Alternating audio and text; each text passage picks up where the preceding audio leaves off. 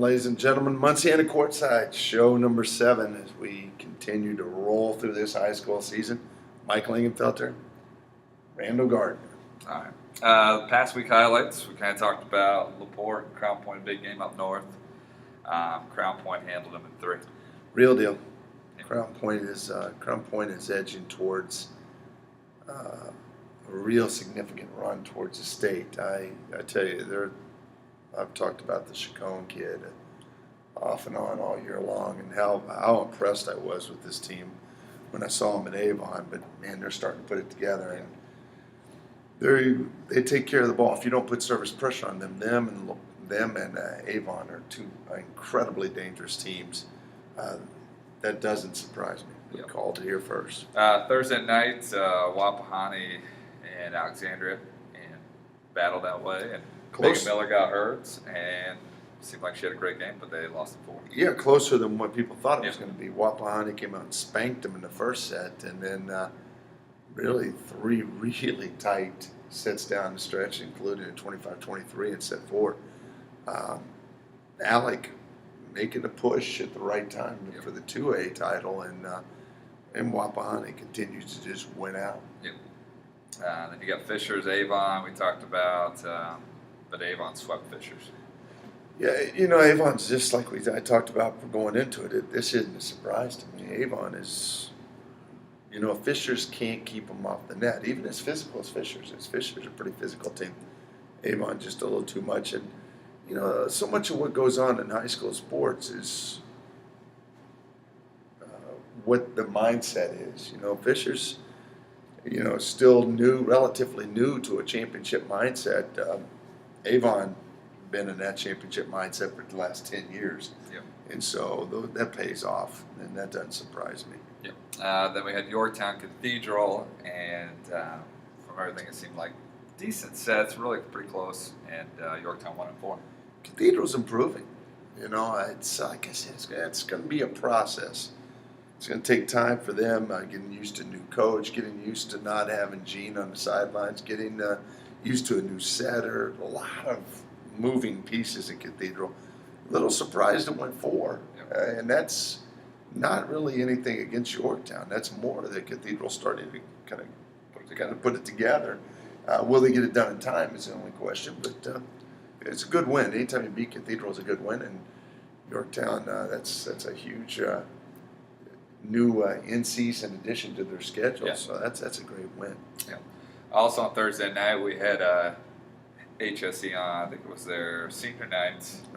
Took on Zionsville and took down the Zionsville undefeated Zionsville team at that point. 4. Yeah, I tell you, HSE's starting to put it back together. They pull off a victory against Providence on Saturday. If they could have done that, I tell you what, you would have to vault HSE right back into the picture of everything. But with that said, they're still in the hunt. This is what I've been talking about all year long. Put it together. Zionsville, great team. Little concerned that they weren't battle tested as much as they should be, or as often as they should be. HSE has been more battle tested than anybody in the state. Yeah. That bodes well for HSE. HSE down the stretch, seemingly putting things down, putting things in order, and I think it's going to be important. Zionsville with an all-important loss or 2 in the last weekend. Let's see how they rebound. Yeah. But a great win for Jason Young and the Royals. Yeah, we talked last week about the Class A Showdown. We had 3 tournaments. Class A Showdown, CAI ended up winning that. Muncie Central Invite, Yorktown took down the championship against Wapahani, and then Cathedral Invite, Avon ended up winning it. Well, we're getting to the part of the season where it's very predictable who's going to win, who's not. All 3 of those predictions were who we said. Yep.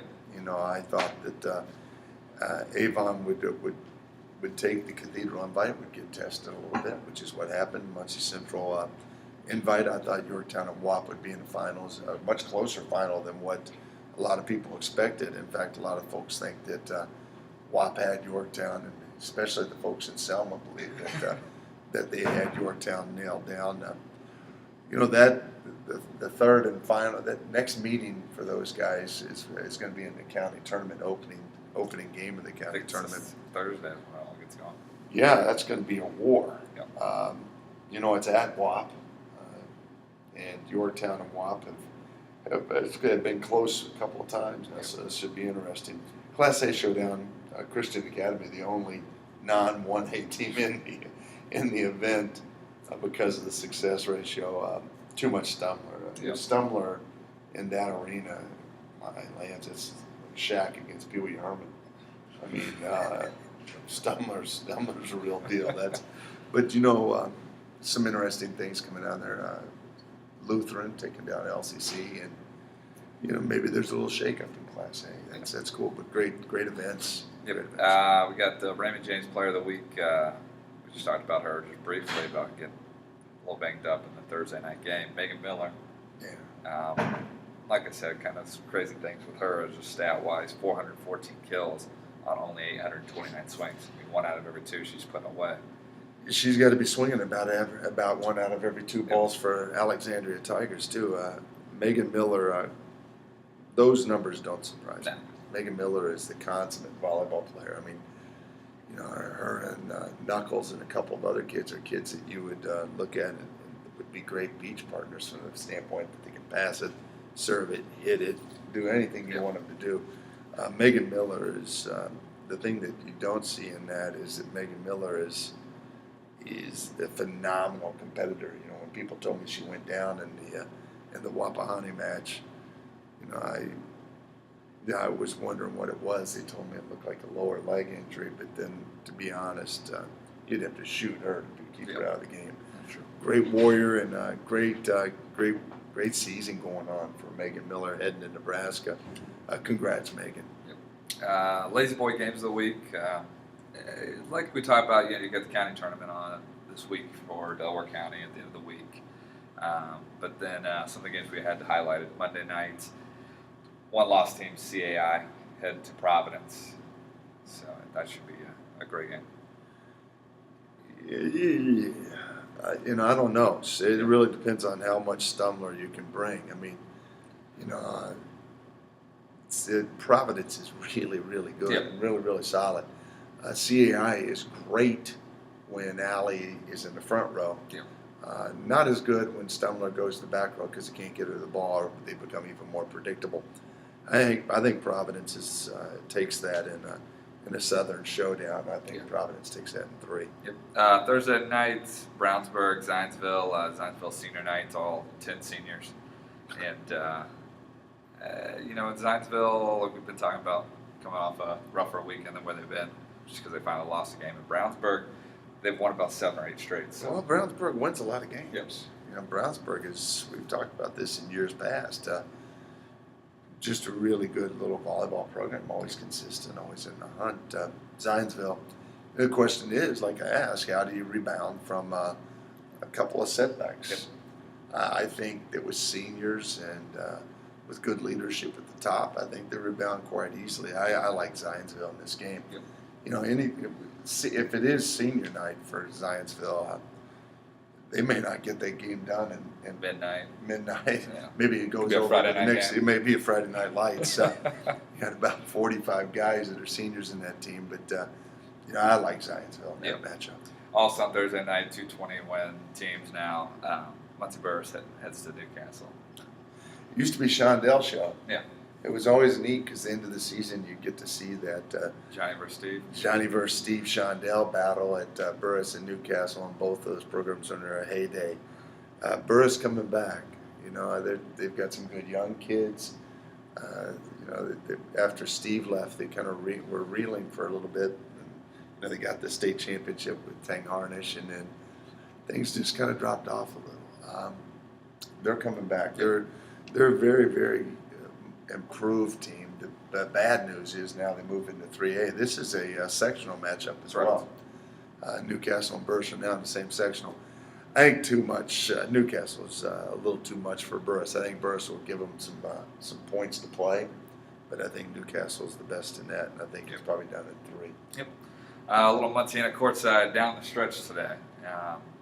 Just kind of talking about, we got 1 month left this season. I mean, if you count about a month and a week if you count the state finals. But just want to get your thoughts on a few things. Who do you think's hitting their stride around the last tourney or the last month into it? I think Yorktown is. I think Wapahani is. I think Hamilton Southeastern is. I don't know if they have enough weapons to get it all the way home, but they're hitting their stride. I think Covenant Christian is. I think that they're doing some awful nice things. I think Providence is starting to find their rhythm as well. It should be an interesting stretch. The key down the stretch is going to be luck. I don't care who's won a championship. Any championship, there has to be luck involved. Luck meaning if you're going to have an injury, it happens at the right time, maybe to the right guy. It has to happen at the right time. I think that the coach that gets the feel for their team and how they're going to react to days off. I think down the stretch you got to get some guys a little rest, but you also got to know how much, how little. That tends to go to the senior coaches. Coaches have been doing this for a long time. And subsequently the teams that I talked about, Steph Bloom is as good at peaking as anybody, and so she's going to have a little bit of edge down the stretch. But there's a lot of little components that go into it. Schedule. Is it a schedule that's going to help you get a confidence and win a lot, or is it a schedule that's going to test you a lot? There's a lot of little variables that come into play down the stretch. But I really like Yorktown. I like Wapahani. I like Hamilton Southeastern. I think those guys are definitely hitting their stride. I like Covenant because those guys are rolling. I like Crown Point hitting stride. I think that you're going to see Crown Point go through from this stretch on for the last month, primarily northern schools. Yep. Until they get that semi-state. Yeah, I think that they're going to build up a lot of confidence. And this is a team, like I said, that with a lot of confidence could be very, very dangerous. You saw them marched right into Wortham last year as a very confident group. This group, you could say, is more mojo. Yeah. And they have that factor going on. I was talking to Matt Kurtz from Newcastle today, and one of the things that's got to scare you about Wapahani is they've been there. They know what they're losing, they know what they're getting into, and there's a little mojo after you've been there. You kind of get the craving to go back, and you also know how to get there. Crown Point now has that craving and that know-to that's going to benefit them down the stretch as well. All right, another thing down the stretch, is there a runaway favorite in any of the classes? Runaway. Man, that's, the 4A, absolutely no. Yeah. Avon is still the best team in my mind in 4A. But there's a handful that could. But I could go 6 deep of teams that can win 4A. 3A, right now I would have to say I like Wapahani, but Burbuff, Newcastle, Delta, those guys are all right there. There's 4 or 5 teams that are close. I don't think that by any stretch Wapahani to run away, but they would be my favorite as of this afternoon. Yeah. 2A, I don't think I think the closest thing to a runaway may be Indy Lutheran and 1A. If they take down LCC and they beat up people in the 1A showdown, I think that's 1A is probably, it's like the Wild West. It's wide open. Yeah. And you don't know who's going to get a shot there. I think probably those guys would be my only guys right now that have a more than a body length. You're saying down the stretch, I'm going to say that they've got maybe a 1 length lead right now. Yeah. They're not Not much. they're not getting away. There's no secretariat right now in this field. Yeah. And then another thing you keep talking about with the other even class systems is LCC has been in that year in and year out, so they know. Indy Lutheran was there 2 years Yeah. ago, I believe.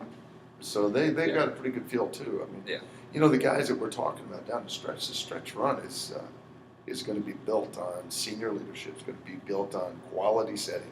Going to be built on experienced coaches, and going to be built on a little bit of luck. Yeah. And Lutheran's got all of those factors going for them, and all of those teams I referenced that right now would be my favorites have an awful lot of that going for them. All right, you've been in a lot of these down the stretches. Last month of season, if you were coaching, what would be some of the things you'd be hitting on at this point? I'd be sweating my ass off for injuries. You start to start to stop doing blocking drills about this time of year where you're doing a lot of live blocking. You worry in every scrimmage. Every game against a meaningless opponent scares you to death.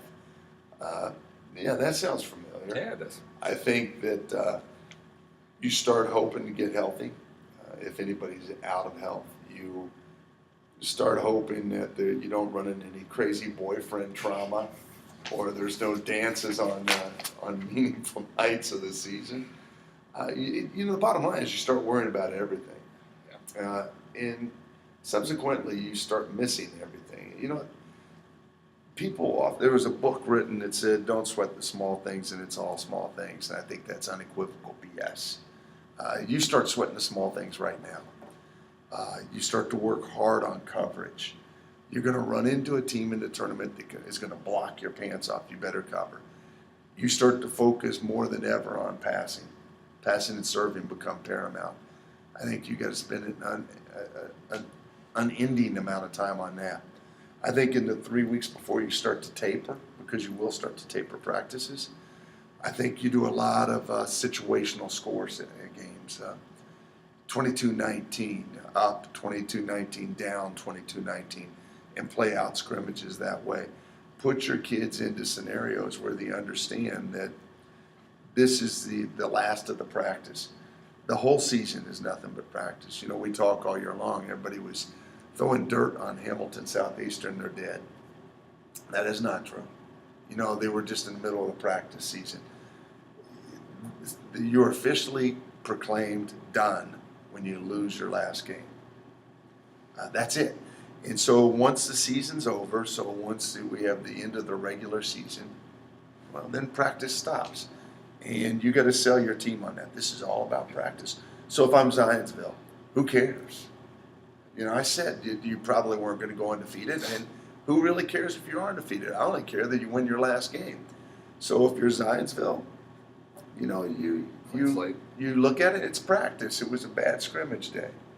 And as of the start of the sectionals, we're all dead even. Yeah. We're all dead even. Everybody's dangerous, and you got to now win out. And I love that. And so I'm practicing for that. I'm practicing winning every day. I want to practice winning my last match, my last scrimmage. I want to win that. We're not leaving until we win. And you got to start to develop that winner's mentality, or that mojo it takes that I was referencing that Yorktown and WAP and some of those teams have.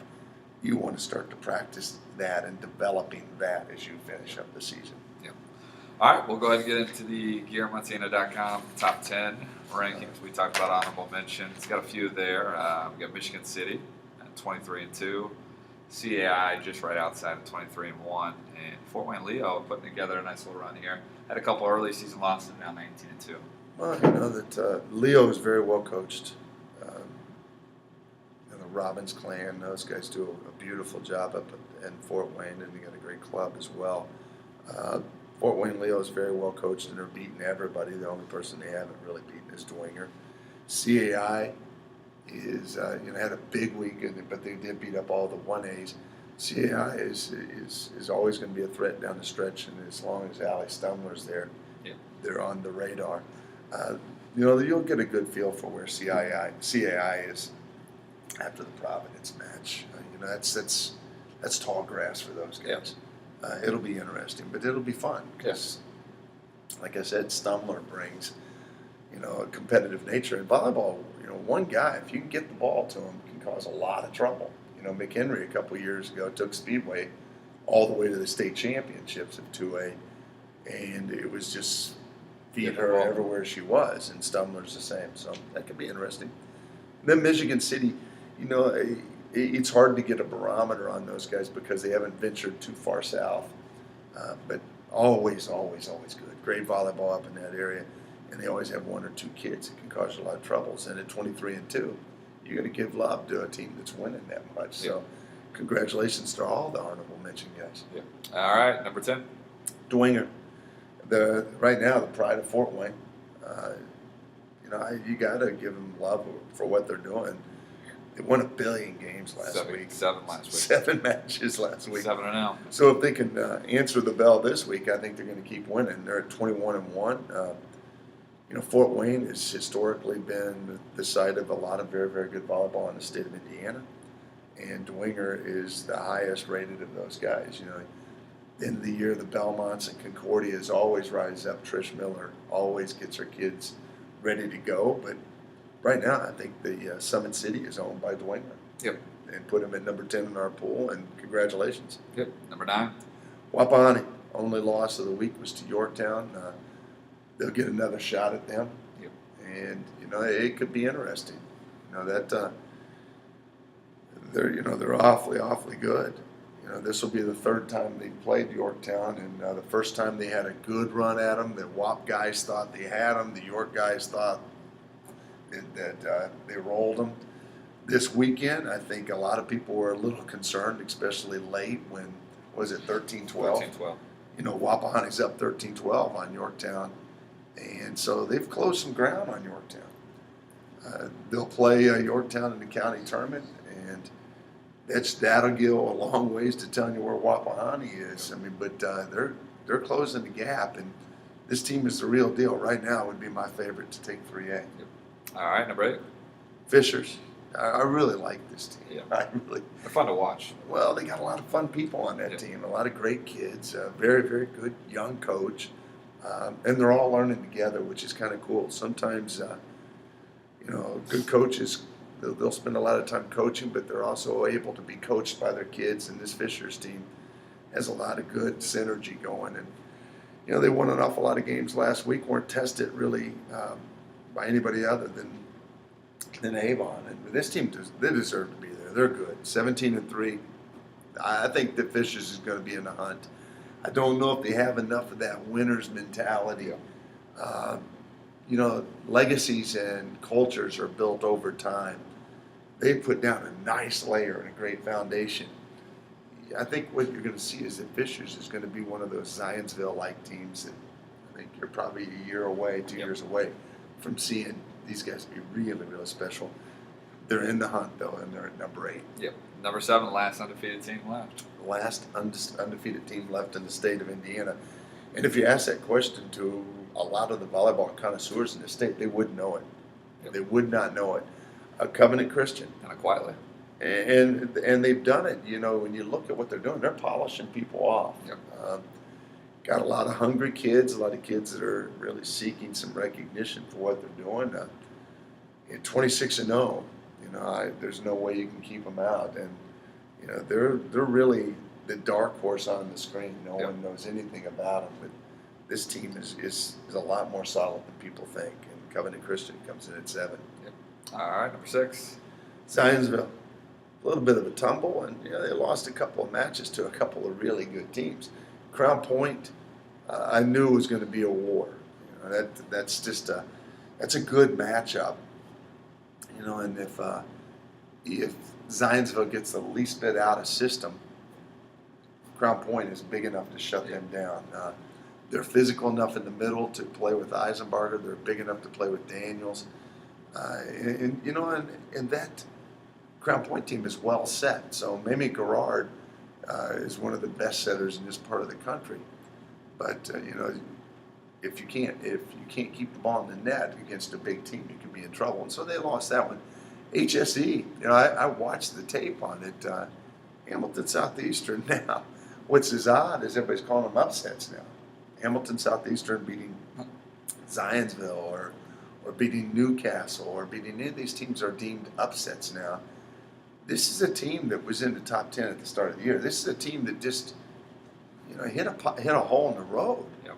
They're good. They're really good. And they're going to be really good as they come down the stretch.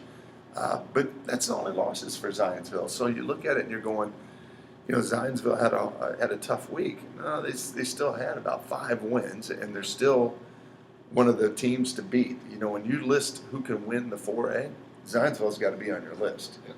And this week they're at number 6. It could very easily still be where they were last week. So Zionsville's still high. Kind of like we're talking about with HSC, they're kind of that March Madness team that has some early season losses, and then they're that dangerous 10 seed or 9 seed that comes in and shakes your brackets. Well, we used to call that Gonzaga. Yeah, we hate them. Yeah, I know you hate Gonzaga, but you can't hate on HSC. No. HSC's in the hunt.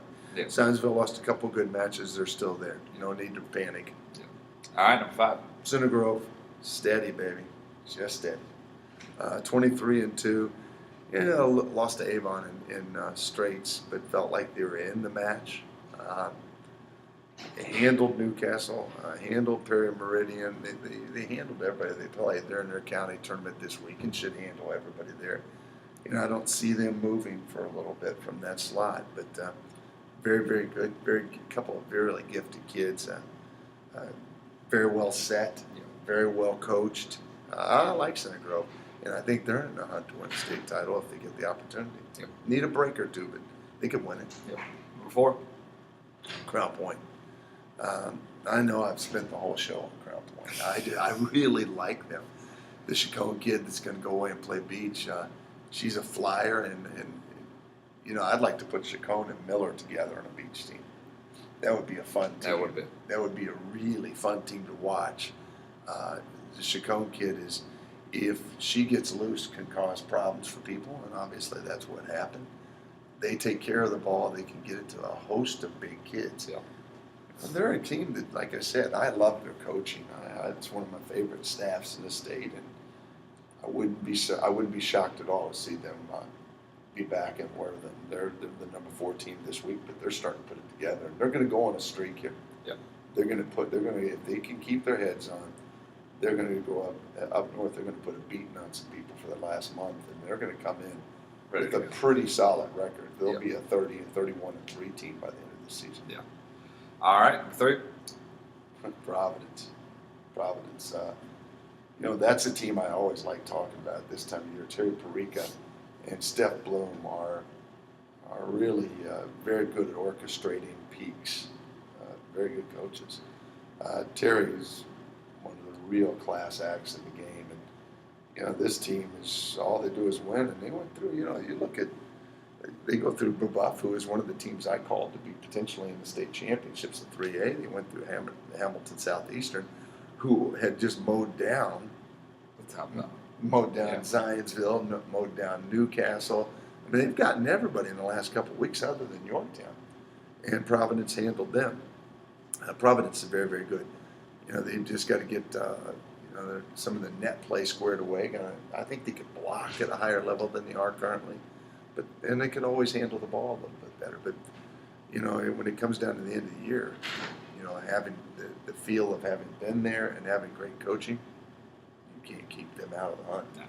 And don't forget that crowd. Still the best crowd in volleyball. Number 2. Yorktown.